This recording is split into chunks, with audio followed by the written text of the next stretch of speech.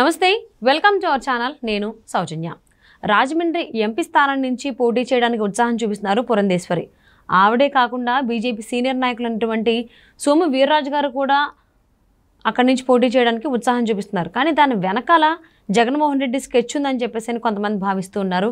ఈ విషయాన్ని చాలా సీరియస్గా అమిత్ షా తీసుకున్నారన్నట్టుగా వార్తలు వస్తున్నాయి. మరి ఈ అంశం ఎటువంటి మలుపులు తిరగబోతోంది ఏంటి?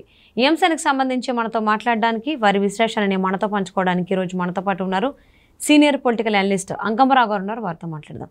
నమస్తే అండి. నమస్తే సౌజన్య గారు. రాజమండ్రి ఎంపీ స్థానం నుంచి పురంధేశ్వరి గారు పోటీ చేయడానికి ఉత్సాహం చూపిస్తున్నారు, అంతవరకు ఓకే. బట్ అదే స్థానం నుంచి బీజేపీ సీనియర్ నాయకులైనటువంటి సోము వీర్రాజు గారు కూడా ఇంట్రెస్ట్ చూపిస్తున్నారు అనే దాని వెనకాల జగన్మోహన్ రెడ్డి స్కెచ్ ఉంది అని చెప్పేసి అని కొంతమంది అభిప్రాయపడుతున్నారు అన్నట్టుగా వార్తలు వస్తూ ఉన్నాయి. ఇది ఎంతవరకు వాస్తవం? ఒకవేళ అండ్ దీనికి సంబంధించి అమిత్ షా కూడా కొంచెం దీని మీద చూస్తున్నారు ఈ అంశం పైన అని అంటున్నారు. అంటే ఈ రాజమండ్రి ఎంపీ స్థానం ఎన్ని మలుపులు తిరగబోతోంది అంటారు? మీరు అన్న దాంట్లో వాస్తవం అయితే మాత్రం ఉంది. ఎందుకంటే పొత్తు విచ్ఛిన్నం చేయడం కోసం ప్రయత్నం చేశారు జగన్మోహన్ రెడ్డి గారు.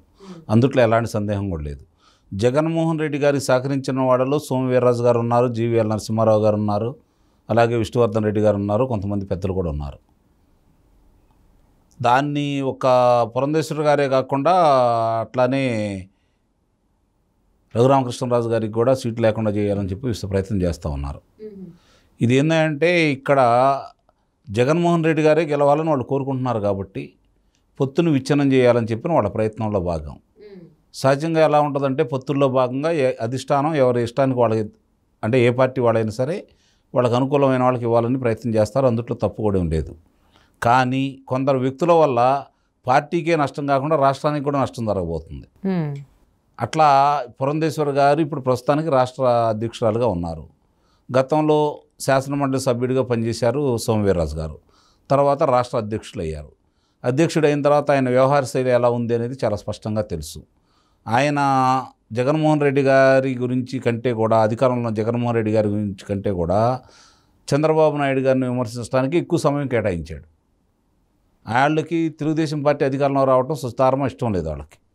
జగన్మోహన్ రెడ్డి గారు తిరిగి అధికారంలో రావాలి కాబట్టి వాళ్ళ ప్రయత్నం వాళ్ళు చేశారు. అయినా సరే పొత్తు కలిసిపోయారు వీళ్ళు.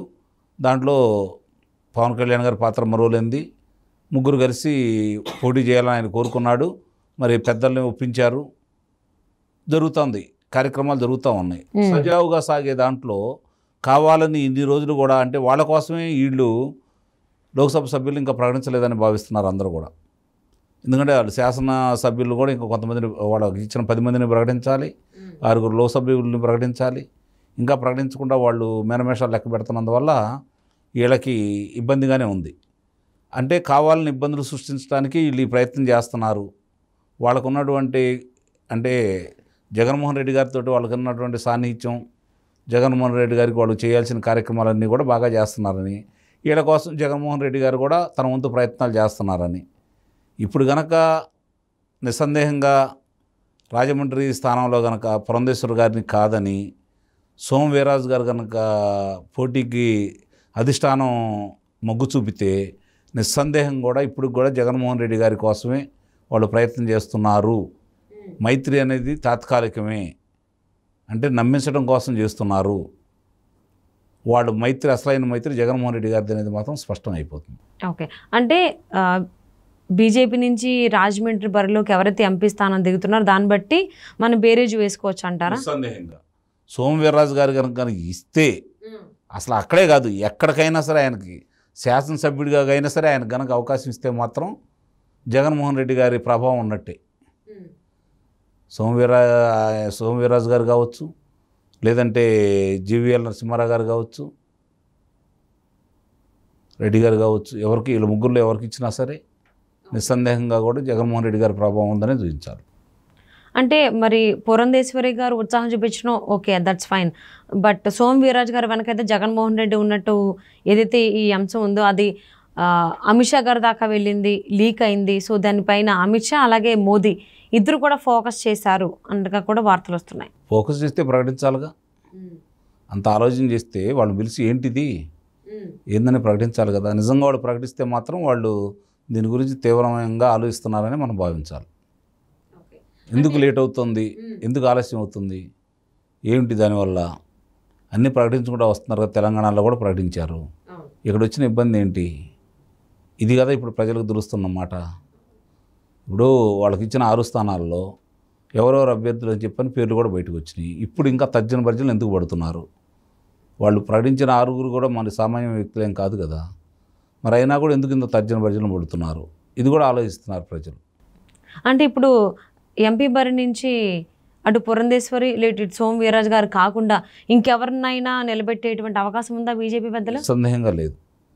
రాజమండ్రి అయితే పురంధేశ్వరి గారు కాదు కూడదు అని చెప్పి కనుక సోము వీర్రాజు గారు బరిలోకి వచ్చారు అంటే మాత్రం ఇది పొత్తును విచ్ఛిన్నం చేయడం కోసం వాళ్ళు తీవ్ర ప్రయత్నాలు చేస్తే మరి ఇక్కడ పొత్తుల గురించో లేకపోతే వీళ్ళ గురించో క్షుణ్ణంగా తెలియకుండా అధిష్టానం ప్రకటించన్నా ఉండాలా, లేదంటే అధిష్టానం కూడా వైఎస్ఆర్సీపీ పార్టీ అధికారంలో రావడం కోసం వీళ్ళని కావాలని ఇట్లా చేస్తున్నారని చెప్పి ప్రజలు భావించడానికి అవకాశం ఇచ్చిన వాళ్ళు అవుతారు. అంటే ఒకవేళ సోము వీర్రాజు గారిని కనుక అనౌన్స్ చేసినట్లయితే బీజేపీ ఎంపీ అభ్యర్థిగా రాజమండ్రి నుంచి ఇటు టీడీపీ జనసేనతో మైత్రి ఉన్నట్టు నటిస్తూనే అటు వైసీపీతో స్నేహ బంధాన్ని కంటిన్యూ చేస్తుంది అని అనుకోవచ్చు అంటారా? నిస్సందేహంగా ప్రజలందరూ కూడా అదే భావిస్తారు. అందుట్లో ఎలాంటి అనుమానం కూడా ఏం లేదు. సో మరి అప్పుడు ఎఫెక్ట్ ఎవరికంటారు? నిస్సందేహంగానే వాళ్ళకి పడుతుంది. ఇప్పుడు వాళ్ళ మీద ఉన్న సానుభూతి పోతుంది, ఇంకా కోపం పెరుగుతుంది. దాని ప్రభావం ఎంతో కొంత ఇప్పుడు జరుగుతున్న పరిణామాలు చూసుకుంటా ఉంటే ఇప్పుడు వాళ్ళకి ఇచ్చిన ఏ స్థానం కూడా గెలిచే అవకాశం కూడా ఉండదు. మరి అంటే బీజేపీ కూడా కూటమిలో ఉంది కాబట్టి కూటమిలో ఉన్నటువంటి మిగిలిన 2 పార్టీలకు కూడా నెగిటివ్ ఎఫెక్ట్ పడేటువంటి అవకాశం ఉంది అనుకోవచ్చా?